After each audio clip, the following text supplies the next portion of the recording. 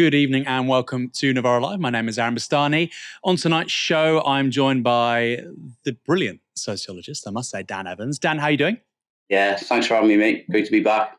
Well, it's great to have you back. For people who aren't already familiar with our interview, they should check that out, our interview with you and your book, which focuses on the rise of the petty bourgeois. I have to say, Dan, since you came on to Novara, I've seen you write for The New Statesman. I've seen you on BBC Radio 4. Was that all in the pipes anyway, or was your sort of virtuoso interview the difference? It was all in the pipeline, but I've been validated, I think, by Novara and the great Bastani. So thank you very much. We are nothing if we are not a launchpad for brilliant thinkers on the left, such as yourself. Coming up tonight, Gillian Keegan is still struggling to defend the government over the crumbling schools scandal.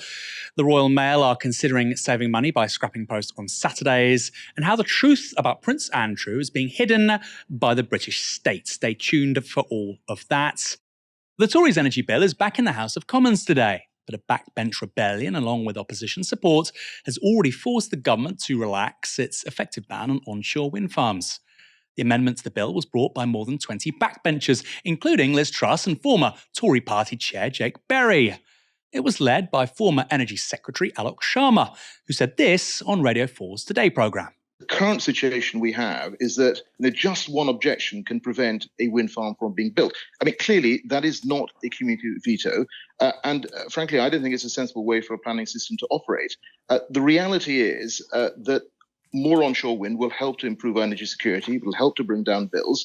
And therefore, what we need is a sensible and balanced approach to this. And of course, communities should have a say. But the idea that there should be just one objection and you can't have a wind farm, I think that is outdated. And when you talk of community benefits, do you mean a discount on their bills if they agree?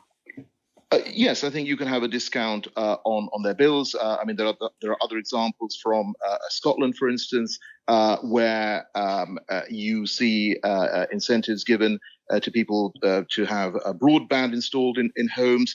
Various sort of community assets being made available. So I think there are a range of things, and the government has consulted on this. But it is absolutely key, I think, that there has to be a very direct linkage between communities being able to willing to take onshore wind farms and then getting that direct benefit.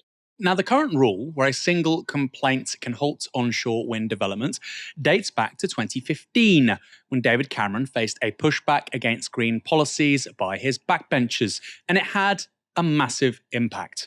Between 2011 and 2015, planning permission was granted for 435 new turbines. But between 2016 and 2020, that fell to just 16, a drop of 96%. Commenting on the change to the rule, Levelling Up Secretary Michael Gove said this: "We are adjusting the policies so that local authorities can more flexibly address the planning impact of onshore wind projects as identified by local communities, on which we intend to publish further guidance.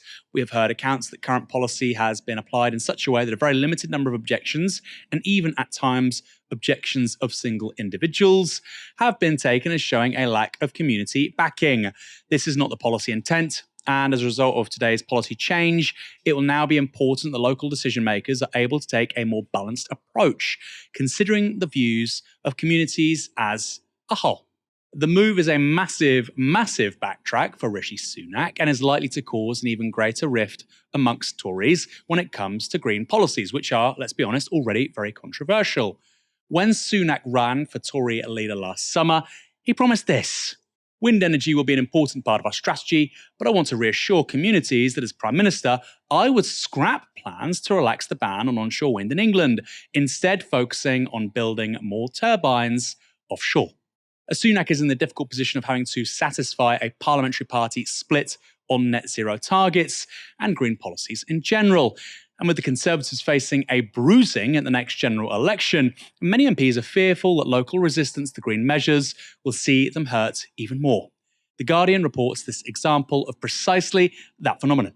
Alicia Kearns, the Conservative MP for Rutland and Melton in the East Midlands, is campaigning against a large solar farm in her constituency and has tabled an amendment for a wider block on that form of renewable energy, solar energy. This follows plans by the Liz Truss government to ban them from most farmland. Kearns has tabled a move to limit large ground-based solar farms. The industry says her plan, this is key, her plan would add £5 billion to household bills. The cost would add £180 per household to energy bills, according to the Energy and Climate Intelligence Unit. The climate skeptic chair of the Net Zero Scrutiny Group, Craig McKinley, has tabled 63 amendments. Amongst them are amendments weakening the government's commitment to renewables and boosting the use of even more oil and gas. Dan, let's focus for a moment on the politics of this. It's another major problem for Rishi Sunak, isn't it? He promised one thing after another in terms of what he could deliver as PM when he wanted the Tory membership to vote for him. And repeatedly, he's doing the opposite. Where do you think this leaves him, particularly on green issues? Because we saw with you, Les, that the Tory leadership, the Tory management at the top of the party view this as a Hail Mary kind of policy area for them with regards to their base anyway. And yet here, they're actually making a big difference with the recent past. Yeah, irreconcilable tensions within the Tory party between sort of those who are committed to a green transition or ostensibly committed to a green transition and the sort of the traditional Conservative base, which has often been often tended towards NIMBYism. But it's also, I think, that the deeper issues are between those who are funded by the fossil fuel industry and those who aren't. So if you look, the Conservatives have had millions of donations from the fossil fuel industry, which obviously has an impact on this opposition to wind energy. If you look at back to 2015, when Cameron says he's going to start winding down wind farms, I thought, well, this is Cameron pandering to his sort of NIMBY base, but actually it's Cameron wanting to go full throttle into fracking. He wanted to go into fracking, and so there's questions we asked there about if we follow the money, who is funding this opposition. But more broadly, beyond the Tory party, it does raise really interesting questions about the green transition, because if we want to build wind energy and solar energy on a massive scale, I mean, some environmental scientists are arguing we need 3.8 million wind turbines built across the world. This is going to entail a massive change to our built environment and to local geographies, because we're going to have huge amounts of wind turbines. And those changes, which are very important, we do need to do this, are going to be very, very contested. People are going to complain about solar farms. They're going to complain about wind farms. If you look at America, there have been huge wind farm developments that have just been abandoned. Cape Wind, think of Massachusetts. And so, this is something that we're going to see a lot more of, as we transition to net zero, these tensions between the need for a green transition and local people in areas that are going to have these things like wind farms and solar farms. This is the future of politics, I think. Yeah, and also what Alex Sharma said there about how, look, we need to have more renewable energy, and people that have it in their backyard will benefit from it in terms of the bottom line, in terms of their bills being cheaper. Common sense politics. We've had to wait so long for it. And also, what I find fascinating with this stuff, Dan, and what you said about fracking and the sort of political economic interest behind that, the really astute point, is that the register of the culture war has just percolated every single issue for the Tories. So, for instance, electric vehicles, right now they're very expensive, but in the medium to long term, they will be much cheaper to run than petrol vehicles. And they're just better performing. They will last longer, easier to maintain, just because of the technology. But you can't use those arguments. And it's the same here. The Tories resist things like wind and solar because these are just bad. They mean bills will be higher. Even when you can substantively point out, no, this will mean lower bills, they struggle. And to be clear, once we master the storage issue, renewable energy will be much, much, much cheaper than fossil fuels. Now, that bill is still being debated in the Commons as we speak, with MPs set to vote on the amendments from 7 tonight. So keep an eye out for that. Does anyone ever say, you know what, you've done a good job because everyone else has sat on their ass and done nothing? No signs of that, no? That was Education Secretary Gillian Keegan. Watching Gillian Keegan caught in a hot mic moment yesterday. She's since apologised for her rather colourful language. But today she's appeared on Jeremy Vine's BBC Radio 2 show to explain herself. I know you've apologised for it, but just take us through what you meant by that. Well, I mean, I was a bit frustrated because the interview, the interview beforehand, he basically was, trying to pin everything on me. Why haven't you done this? Why haven't you done that? Why haven't you done the other? And actually, RAC has been around for a long time, since the 1950s to 1994. So that was a bit frustrating because basically, the Department for Education, I think, has actually done a really good job here. Done a really good job. By the way, I think that's totally reasonable. Why should the Education Secretary, who's the boss of education for the whole country, be held responsible for what's going on in schools on her watch? Sure, we've discovered 52 schools that could collapse on the heads of children at any moment, and her department's known that since at least 2018. But pointing the finger at Keegan alone is just unfair. Why is nobody blaming the laws of physics or gravity or the ghosts of 1960s engineers? And anyway, it turns out Keegan was on holiday when it all kicked off. You went on a holiday in Spain from August the 25th to August the 31st. Was that a mistake? Well, when I went on holiday, I mean, to be honest, for the whole of the summer, obviously I had to sort out industrial action, then I had to do the A-levels, then I had to do the GCSE. So the first time I could go on holiday we should feel sorry for you. Not at all. And I don't expect anyone to feel sorry for me. I'm certainly not getting that vibe from you. But was it only in August that Keegan first knew about the imminent dangers of RAC? According to organisation Surveyors to Education, the government gave schools a, quote, urgent deadline to report back on the presence of potentially dangerous RAC in their buildings in February this year. That was a long time before Gillian Keegan's August holiday. And now East Anglia Bylines has reported this. A reliable source has informed us that in early February, 2 months after the risk level was raised too high, Education Secretary Gillian Keegan remarked, quote, "We just need to keep the lid on this for 2 years and then it's someone else's problem." How many politicians does that apply to in Britain over the last 40 years? The Department for Education denies that Keegan made this statement. Of course, not everything can be laid at the feet of Gillian Keegan. The issue dates back to 2010, when under George Osborne's austerity measures, then Education Secretary Michael Gove scrapped Labour's school rebuilding scheme. And according to education newspaper Schools Week, that had a direct impact on school closures this week. They found that 11 schools that would have been rebuilt under the Labour programme are now closed due to RAC. 6 of those schools are in Essex alone, an area hard hit by the crisis. The Tories replaced Labour's school rebuilding programme with its own much smaller priority building programme. But 10 of the 11 schools that have failed to be selected for a rebuild in the last 13 years, and 1 has only very recently been chosen. Even if it's her own party's history in government that puts Keegan in the position she's in now, her responses show a serious misjudgment of the public mood. On LBC, one caller told her this story about their child's school. About 6 weeks before the summer holidays, D of E closed our school overnight. We got a notification, 7 o'clock in the evening, school's closed tomorrow. Don't know what we're going to do about it. Something to do with the structure in the roof. When was this before the summer holidays? How many weeks? This was about 6 weeks before the summer holidays. So just after the half term before that. So they knew it. They knew this was coming, and they've just mishandled it. So what we were told is, right, overnight, school's closed. Don't know what we're going to do. But kids can't come in. So we had to find childcare. Well, I just missed work for 3 days because we don't have any support or childcare locally. So, and our headmaster, he's a fantastic guy. He got out in front of it. He erected marquees on the playing field. And within 3 days, the kids were back being educated. It wasn't ideal, but, it worked. Over that period and over the summer holiday, they have spent thousands of pounds correcting whatever it was that was wrong with the roof. And our kids walked in Friday morning for their first day back. And I'm thinking, whew, we've escaped this RAC malarkey.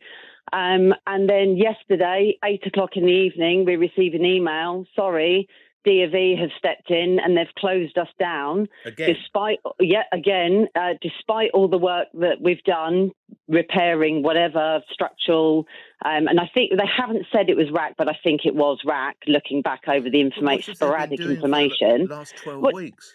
Well, they said, the school said that the DfE have changed the guidelines yet again, bearing in mind what's gone on in the media recently. And I'm thinking, well, it's just an absolute shambles. So I am seethingly angry with Gillian. How dare she want congratulations for the shambles that she has overseen? How dare she think she's doing a good job? She is... I mean, they're all blooming useless, aren't they? They all need to be booted out. But to be so incredulous and say, oh, well, we've done a fantastic job and no one's congratulating us. Sorry, it's been a nightmare from my point of view. And our poor headmaster. Who would have children in the UK in 2023? Who would have them? What sensible person? I mean, I say that as somebody, my wife's expecting a child in 10 weeks' time. Maybe I'm not that sensible. But when you break it down, expensive childcare, benefits aren't particularly good. If you happen to fall out of work and you've got more than 2 kids, good luck to you. And now your child might not be able to go to school. And if they can't, then you might have to make your own arrangements. And that may mean you take time off work. If you can afford to do that, many people can't. Just crazy. Just the most basic operation of society reproducing itself is people having kids, being able to care for kids, as well as, of course, being able to care for the elderly and those who can't care for themselves. Most basic elementary function of society. We can't do it increasingly because the government is so crap at doing the basics: care, hospitals, education. In another tone-deaf intervention, Keegan tweeted out that, quote, most schools will be unaffected. That's good to know. Wow, okay. Critically important that we don't have thousands of schools in this situation. Good to know that most of them aren't about to collapse, Gillian. That tweet was accompanied by this graphic. As you can see there, most schools unaffected. Breaking news. Thank goodness for that. That left an open goal for Labour, who, credit where credit is due, followed up with this. Most beachgoers not eaten by big shark. Jaws updates.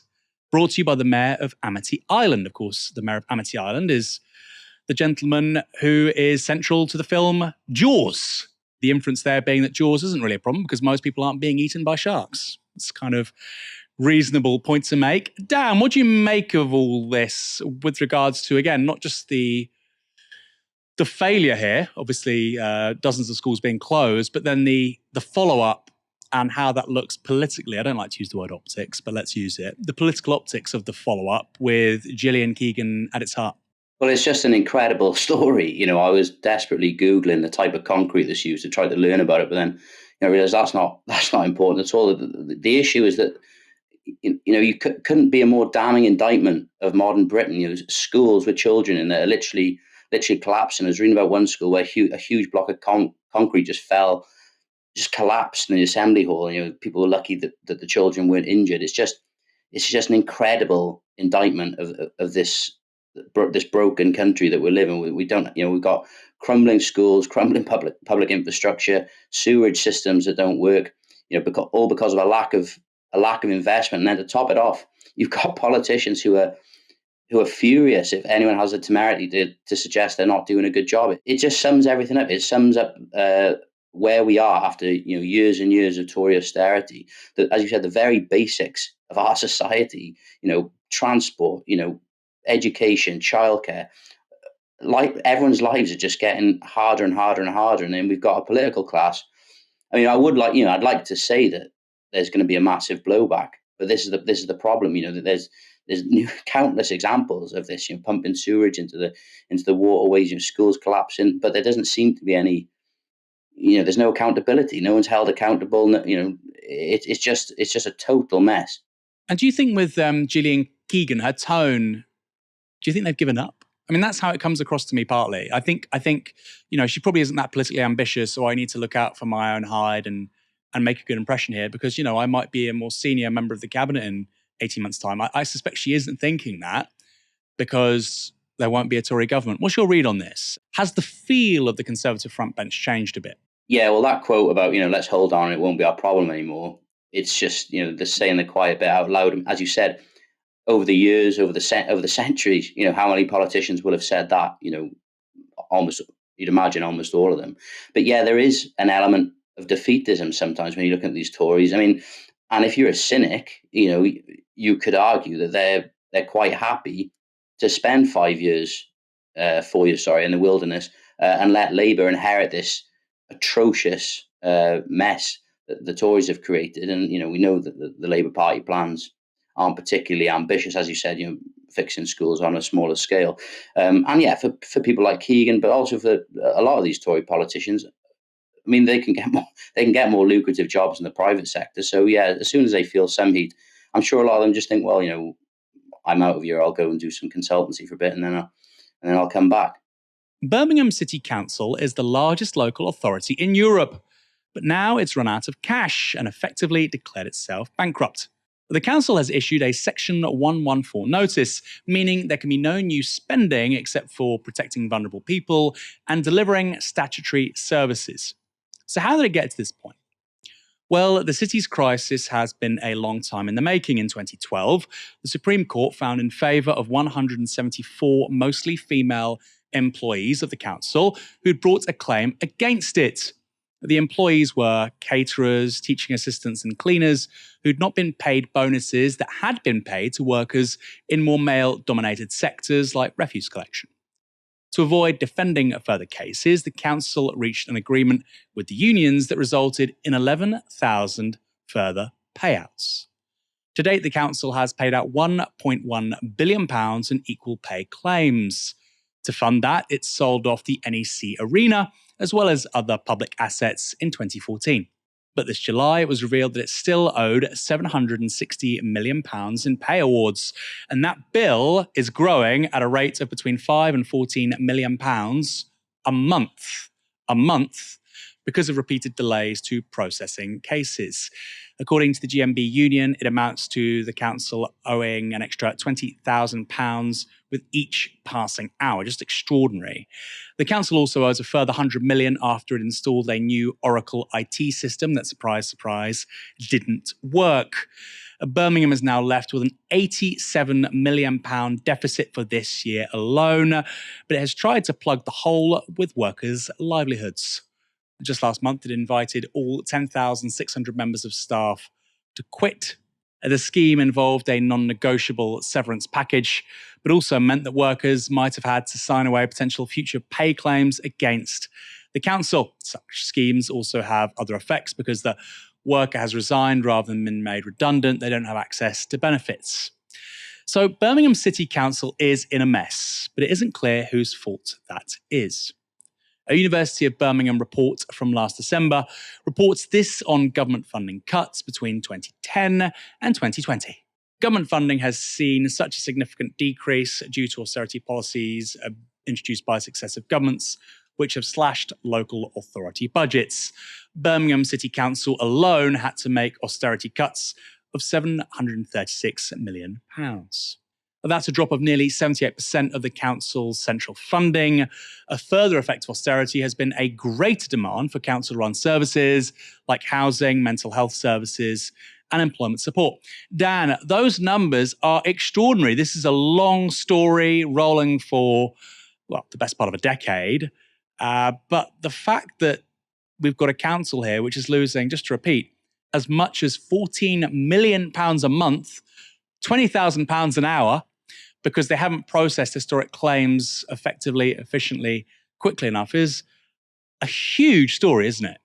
Oh yeah, absolutely enormous. I mean, obviously, Birmingham is a Labour council. For those of us who've lived for most of their lives in the Labour council, news about financial mismanagement won't be particularly new. But obviously, it's not all the council's fault, as the statistics show. All the real problems, you can almost always trace them back to 2010. When the coalition government comes in and starts squeezing local government funding.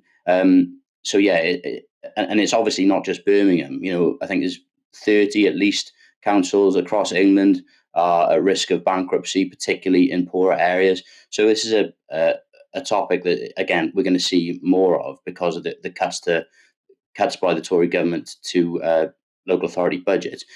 What I think is going to be interesting is the response, because there are precedents across the world. If New York City went bankrupt in 1975, and David Harvey, the Marxist, geographer, I think you've spoken to him, Adam, on the show a lot. Is Harvey argued that the bankruptcy of New York City, that was used by financiers to introduce neoliberalism, to discipline the population. And it'll be interesting to see what happens now. Birmingham going bankrupt. Will they ask for a bailout, from central government? And if they do, will the bailout come with strings? The Tory government have got the ability now to impose whatever measures they want on Labour-run councils like Birmingham in exchange for bailouts that have been, the problems being created by the Tories. So it's going to be really interesting to see what happens next. Completely. This idea of Labour councils being always better than Tory ones is obviously complete nonsense. And I think you're absolutely right to say that, look, there is a historic issue here. And, that probably would have been finessed quite differently had local authorities not really had to deal with the vast majority of austerity in this country since 2010. Delays in paying out compensation for pay discrimination has just about bankrupted Birmingham City Council. But it's not alone. Glasgow City Council has already paid out £770 million to women employees that it discriminated against. One of them, Frances Stojkovic, told ITV News about the impact of delays to compensation payments. Hundreds of people died waiting on payments. My last friend that died was just before Christmas. The last message I got from her in her dying bed in the hospice was, "Frances, I wish I could just live long enough to see my money in the bank for my son." Hundreds of women across the country are now making new claims against councils. In Cumbria, 400 women have lodged claims with arbitration service ACAS, with a further 150 expected to join them. In Coventry, there are 200 claims relating to preferential working practices for male-dominated roles. And in Dundee, there are 400 cases accusing the council of paying better bonuses to joiners, roofers and bricklayers than to cleaners, caterers and carers. The GMB union also says it's collecting evidence of discrimination in 20 further councils. If those claims are successful, it would see compensation bills run into hundreds of millions of pounds. GMB organiser Maddie Wilkinson explained to ITV how the pay claims arise. You're a domestic and you move furniture, you clean around that furniture, you're paid at a really low grade, the lowest grade within the authority. But if you're a male and you move around furniture within the corporate buildings, you're paid a hell of a lot more money. Same job, different title. Dan, obviously it's important this historic injustice is being rectified, but it's going to mean massive job losses in London, in Birmingham rather, and elsewhere too, maybe London as well. Given the scale of this, we've got potentially dozens of councils on the hook. Is that fair? Now, I'm sort of being a bit controversial here because, of course, these women deserve this money. But there are going to be absolutely massive implications for staff, workers, male and female today. What would be the ideal way to respond to this? Let's say that you're in charge of this. Keir Starmer puts you in the House of Lords, new Labour government. He says, Dan Evans, I want you to deal with this. What's the Dan Evans response? Well, that's a nice image. Well, maybe one day that will happen. He has to reverse austerity. As long as austerity is in place and as long as local authorities are having their funding squeezed, as long as there's this devolution of the axe, where responsibility for all these things like housing and health and education being devolved to local authorities without the appropriate funding, it's a Gordian knot. You can't solve this problem, and it's only right that these women are being compensated for being underpaid. It's a historic travesty that they were underpaid. And actually, if you look at local authorities now, most of them still engage in really inefficient forms of employment, like the agency staff is an absolute routine thing. The council pay millions to agency workers rather than just paying the workers they've got fairly, but they do that because it's cheaper. So the only way, if Starmer comes in, the only way to fix this problem is by giving local authorities the appropriate funding settlement. That'll hopefully, and what they'll have to do, obviously, is factor in these historic claims and say, well, also we're going to need to put some money aside to address these historic injustices, and the councils have to learn from these discriminatory employment practices that they're going to come back and bite you in the backside further down the line. Yeah, I think that's right. I think realistically, you're going to have central government pay this off. These are big historic liabilities, which I think councils aren't going to be able to cover. And I think this is going to have to be written off. And realistically, let's also be fair to the councils of today. Yes, of course, Birmingham City Council is responsible for the decision to give Oracle £100 million. By the way, why does a city need a £100 million software system? What for? None of these work. Sometimes I feel like we're more high-tech than we need to be. Sometimes a pen and paper is okay, guys, or a notebook. I think part of this is the consultants coming in saying, no, you want to be big, professional, tech, CEO, private enterprise, spend £100 million on a software system you don't really need. Of course, they should be on the hook for that. But the councillors today and the workers today are not responsible for what was happening 10, 20, 30, 40 years ago, however many years ago. Of course, that doesn't mean that these liabilities shouldn't be paid out. Of course they should. That's fair. That's just.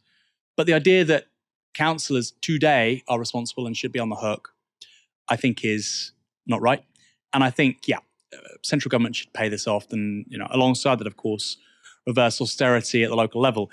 And as I said already, the lion's share of austerity, cutting public spending, has been enforced at a local level. Really extraordinary. The fabric of this country and how government looks at a local level has fundamentally transformed in the last 13 years. Earlier this year, the Royal Mail increased the price of a first-class stamp to £1.10. The context for that was claims that industrial action by postal workers had left the group on the brink of insolvency.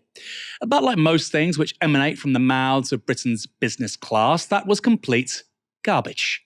Because in the 3 years to 2022, the Royal Mail recorded £1.7 billion in profits. Meanwhile, over the last 6 years, management has paid £884 million in dividends and returned £400 million in, quote, excess cash. The group even spent £210 million buying Canadian trucking giant Rosenau Transport in 2022. But remember, they've got no money. And meanwhile, high inflation meant increasing the cost of stamps above inflation, but giving workers pay rises, well, below inflation. See how it works? And then there was the astronomical executive pay at the organisation. Rico Back was paid millions as CEO while being able to work from home, aka on the banks of a Swiss lake. And no, I'm not joking. And a more recent CEO, Simon Thompson, earned £750,000 plus £140,000 in bonuses, despite the company facing an investigation over missed delivery targets. Imagine getting a bonus of £140,000 while being investigated. That would be bizarre in most places, but not in corporate Britain, it turns out. The service has been going backwards too. Last year, Royal Mail announced that all deliveries would be completed by 5 p.m. rather than 4 p.m.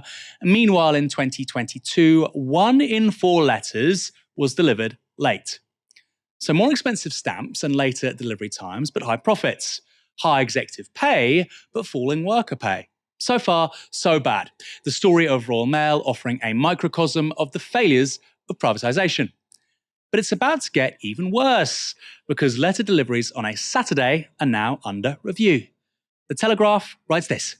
Ofcom has estimated that the change would save Royal Mail up to £225 million a year. Meanwhile, Chairman Keith Williams has previously warned that the company would have to push through, quote, considerable increases in the price of first-class stamps if it is forced to maintain its 6 days a week delivery obligation. It comes as Royal Mail has been forced to contend with a wave of disruptive strike action. In response, the Royal Mail has said this. The Universal Service Obligation, USO, which currently requires Royal Mail to deliver letters to all 32 million UK addresses 6 days a week, is outdated and in need of urgent reform. They're saying that, by the way, not the consumer. So we welcome that Ofcom is looking at options for the future of the USO and the recognition that it needs to evolve to reflect the changing needs of postal users. Being required to provide a service that customers have said they no longer need, I certainly do, at significant cost to Royal Mail, increases the threat to the sustainability of the USO. To kill the USO means to keep the USO. Does that make any sense? We want to work with all stakeholders, including Ofcom, the government, our unions, and of course our customers. Of course, they come last, to enable change quickly and to protect the long-term sustainability of the one price goes anywhere universal service. To keep the universal service, we have to end universal service on one of the days of a 7-day week. Okay. But I have a question for you. Let's say the saving of £225 million a year is made. There's a poorer service, but that's just the trade-off. Where do you think that money is going to go? A better service that's been deteriorating for years, better paid postal workers who've seen their wages hammered, particularly since COVID, or dividends to shareholders and higher executive pay. Now, the experience of privatisation suggests the latter. Always. Privatisation means a worse service for higher costs. The consumer loses out, the workers lose out, and often the taxpayer loses out too. But Britain's business school execs and shareholders do great, even if that jeopardises the long-term viability of the organisation. After all, Royal Mail is only 400 years old. Who cares if it collapses? It's only an iconic national institution. It only employs thousands of people. You have to wonder how long the scam of privatisation can go on. We have the most expensive trains in Europe, but apparently we can't afford to have ticket offices. Meanwhile, the Royal Mail increases the price of a first-class stamp to £1.10, yet apparently we can't afford to have a Saturday post, and 1 in 4 letters is late. You pay more for a worse service. That's privatisation for you. See how it works? Dan, do you receive many letters these days? I know I would certainly miss out if I wasn't getting deliveries on a Saturday. It's unbelievable what's happened. The universal service obligation is absolutely central to the Royal Mail, and my day job has been researching postal workers and striking postal workers. And when you look back at the history of the postal service, there's something really profound about the universal service obligation. This idea that everywhere in the UK, with all its, the islands, the rural parts of the country, will receive the sale mail service as the more connected parts of the UK, 6 days a week. And if you go to the National Mail Museum, you see all the efforts that postal workers have gone to historically to keep delivering the mail in all sorts of weather. They take boats over to islands, and the Royal Mail used to provide things like postal buses, to disconnected rural areas. And there's something really important about the figure of the postman in society. So, especially during the pandemic, people found out that some of the only contact that elderly, vulnerable people will have every day is with a postman. The postman play an important sort of sociable community role beyond narrowly, just delivering the mail.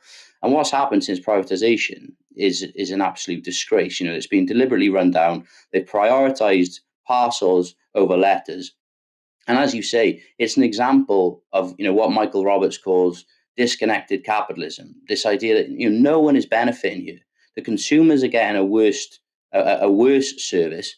Workers have had their pay and conditions absolutely destroyed, and the only people who've benefited have been shareholders. It really is daylight robbery. And the thing is that as with all the recent strike wave, the CWU and all the postal workers were saying, it's not just about preserving our own paying conditions. It's about preserving the public service. It's about preserving the universal service obligation. And right the way through, the strike, the postal workers were alleging that Simon Thompson and the rest of the Royal Mail board were deliberately trying to run down the universal service obligation. They were trying to make it worse.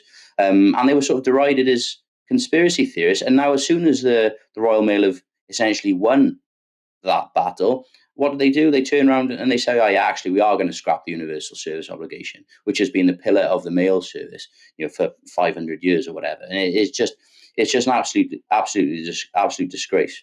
Yeah, this whole thing just is ridiculous, frankly. Now, the job of the Royal Mail is to deliver letters. And their argument is, help us deliver letters better by not delivering letters one day a week. I mean, what next? So they're not delivering them on Friday. They can make the exact same arguments, can't they? Well, fewer people receive letters than they used to. And Friday, the next day is the weekend. So do you really need to receive a letter on the Friday? Because, it's less likely that you're going to need it for, the next 24 hours. So let's scrap Friday too. Let's save another 225 million pounds. Again, where do you think that money's going to go? This is the stuff I always say. People talked about, for instance, let's drill for oil and gas in the North Sea. Let's do it. And then let's use the money to help decarbonise the UK. I don't agree with that, but it's a reasonable point, okay? That's basically what Norway does. Or help it pay for pensions with regards to a national investment fund. That's not what's going to happen. We would drill for oil and gas and they'd use the money to scrap inheritance tax. They would use the money to reduce the top rate of tax. They would use the money to give some corporate giveaways to financial services. What do you think they're going to do with the money? What do you think they did with North Sea oil? So this idea that, well, actually, in this privatised business, we're going to scrap this thing, but it means that it's for the greater good. No! It's for shareholder dividends. It's for corporate pay. These people are thieves. I use that word metaphorically, of course. Although, it's a close shave with some of them sometimes. And yeah, I mean, I'll finish with this on the trains. We have the most expensive train system in Europe, and yet we're told by politicians and privatised rail companies we can't afford to have ticket offices. How does that make sense? How does the rest of Europe, with cheaper tickets, have ticket offices? How does it work? Well, you know why? It's because we have a system where profits are siphoned off to privately owned interests, who often, by the way, include nationally owned operators in Europe. So you can have publicly owned companies running trains in this country. They just can't be publicly owned by us, the British taxpayer. Crazy, crazy, crazy. And the extraordinary thing is, most of the public knows this. A majority of Tory voters want to see water, rail, energy and public ownership. But it's locked out of the political conversation by the Uniparty, Labour and the Tories, because they're entirely in hock to lobbyists. Britain's security state is covering up the facts about a powerful man accused of paedophilia. This isn't a conspiracy theory. I've not gone full Alex Jones, because such facts are being openly admitted by the government. The news has come from this man, Andrew Lowney. He's a biographer who writes about historical figures, and his previous work has focused on the Spy, Guy Burgess, the Mountbattens, and Edward VIII. His next book is about a living figure, however, namely Prince Andrew. Yet when Mr. Lowney tried to access documents relating to Andrew's business trips between 2001 and 2011, he was told they wouldn't be released by the Foreign Office until 2065. At that point, Andrew will be 105 years old, so it's unlikely he'll be around for their release. Now, these documents from 2001 to 2011 are particularly important because that is when Andrew was the UK's Special Representative for Trade and Investment. That role spectacularly ended when he was forced to resign after this photo emerged in 2011. It's a meeting between Andrew and Jeffrey Epstein in New York, shortly after the billionaire had been released from jail for serving an 18-month prison sentence for sexual offences. At the time, Andrew was also being scrutinised for his friendship with Saif Gaddafi, son of former Libyan leader Muammar Gaddafi, and Tariq Kaitouni, a convicted Libyan arms dealer. Now, the reason for this information not being released, which is when Prince Andrew was allegedly filling a public role, is because freedom of information, FOI laws don't wholly apply to the royal family. The Telegraph has published part of a letter where the government states its reasoning on this. Some information is being withheld under Section 37, Communication with Her Majesty and Honours, Section 40, Personal Information, and Section 41, Information Provided in Confidence Exemptions. We do not therefore have to apply the public interest test. If there's a public interest, you need to publish the information. So despite Prince Andrew apparently fulfilling public duties, the public don't get to find out what he was actually doing. Okay. Here's what Mr. Lowney told the Telegraph in response. We are in the absurd position that Prince Harry can reveal the most intimate details of royal life from months ago for personal commercial gain, and royal households currently brief against each other, yet historians cannot look at files. It is extraordinary that files relating to Prince Andrew, the subject of my next biography, will be closed until 2065. Many questions remain about his role as trade envoy, a public appointment paid for by the taxpayer, and his associations with figures such as Jeffrey Epstein. There is also a strong public interest in knowing, for example, who is paying for his security now that he is no longer a working royal. Elsewhere, Mr. Lowney describes himself as a monarchist, but says, that does not mean I do not believe the royal family should not be subject to scrutiny. He goes on to say this. We need a much more grown-up approach to the release of royal records, with the onus on keeping closed only what has to be kept secret to protect national security or on data protection grounds. The delays in release create a vacuum for speculation and fantasists. Their release would go some way to restoring trust in institutions, not least the monarchy. Dan, I found that last part really interesting. The idea that these exemptions actually undermine trust in the royals, and particularly with a figure like Andrew, because they allow conspiracy theories to flourish. There's a lot of truth there, isn't there? Well, you can see why conspiracy theories do flourish. You know, as you said, you mentioned Alex Jones. I won't get into some of the more deranged conspiracy theories that Alex Jones pushes about the ruling class. But when the Epstein story broke and when Prince Andrew's implication in it became clear, obviously, if you are conspiratorially minded, this stuff seems to just confirm all your suspicions about the, how to describe it, the nefarious activities of our ruling elites. It's incredibly dodgy. I mean, obviously, there's obvious reasons why they're not releasing it. But yeah, it's only going to fuel conspiracies. Now, Mr. Lowney claims to be a monarchist, though I think writing a book about Prince Andrew at this point probably counts as Republican activism. But that hasn't stopped him making some pretty bold assertions about the consequences of his truth-seeking regarding powerful members of the establishment. Here he is speaking to Talk TV last month, specifically about an FOI request he made for a previous book about the Mountbattens. I put in these subject access requests. Eventually, after some fight, they tried to avoid, when this is a statutory obligation, they tried to avoid giving me this information. But they've now provided several hundred pages, which shows that they were monitoring not just my professional career as a historian, but talks I gave, to obscure bookshops and literary festivals, but also monitoring, for example, a defamation case that was brought against me, which I successfully defended, an employment tribunal from a former employee. Why do they? I mean, with the greatest of respect, Andrew, and you're a brilliant biographer. Why do they care? I don't know. Ask them. I'm only reporting what I found. Yeah. I think they don't like what I do because clearly I write quite critically about the royal family. I've had a long 5-year legal fight with the Cabinet Office to release diaries and letters of Lord Mountbatten, which were bought with over £5 million of public money to be opened and were not opened. That was wholly bizarre. I remember this. I remember reading about this at the time, Andrew. You just wanted to write a very good biography of Lord Mountbatten. There were things that they still decided, despite the fact that this person was murdered by the IRA many years ago, despite the fact there had been people convicted of that, they said the case was still open, didn't they? Well, there's several things here. The attempt to get the Mountbatten diaries and letters, which took 5 years, led to the largest release of FOI material ever, 33,000 pages. But they didn't like that. They tried to prevent that material being released. But you're right. In all my investigations into the death of Lord Mountbatten, into what happened with Edward VIII, documents have been destroyed, often destroyed after I asked for them. Material isn't being deposited in the National Archives as it should. So let's just, sorry to interrupt you, Andrew, but I just want to make this clear to our viewers and listeners. So there were historical documents that you asked for, and because you asked for them, they were destroyed. And they've admitted that, haven't they? Yes. One of the things I found in FBI files when I was researching the book was interviews that were done with people on Lord Mountbatten going back to 1943, saying that he not only was a bisexual, but he was a paedophile. And in fact, I supported this evidence with interviews I did in the book with 2 boys who were abused by him. But I then asked for other FBI files on Mountbatten, quoting the various numbers, and was told by the Americans that they had been destroyed. Now, when I asked when they'd been destroyed, they very honestly answered, after you asked for them. And this has been my experience time and time again. The government is trying to shut the stable door after the horse has bolted.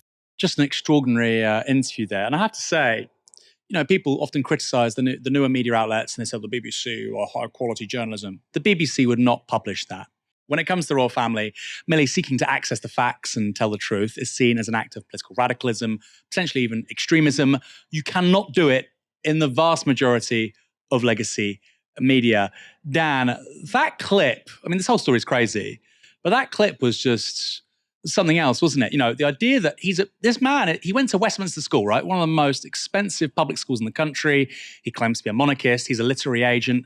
He's a biographer. He's just trying to do his job. He's just trying to recount the facts of what's happened. And when that's not particularly comfortable for the powerful, like with the case of the Mountbattens, potentially Lord Mountbatten being a paedophile, or potentially here with regards to Prince Andrew and what he was doing when he was gallivanting at public expense for 10 years between 2001 and 2011, when that's uncomfortable, well, we just destroy the files when you ask for them.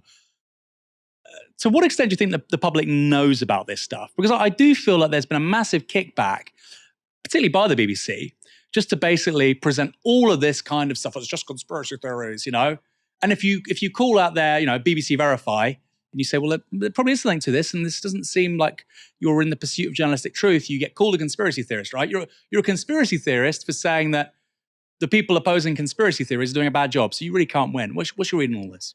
I'm a bit worried, actually, after watching that clip. But I have a lot of very interested in conspiracy theories. I wouldn't say I necessarily have a lot of time for conspiracy theories, but as you say, in some ways, it's very naive to dismiss conspiracy theories, because when you Google or Wikipedia some of the things that people say, you think, oh, there's actually a lot of truth to this.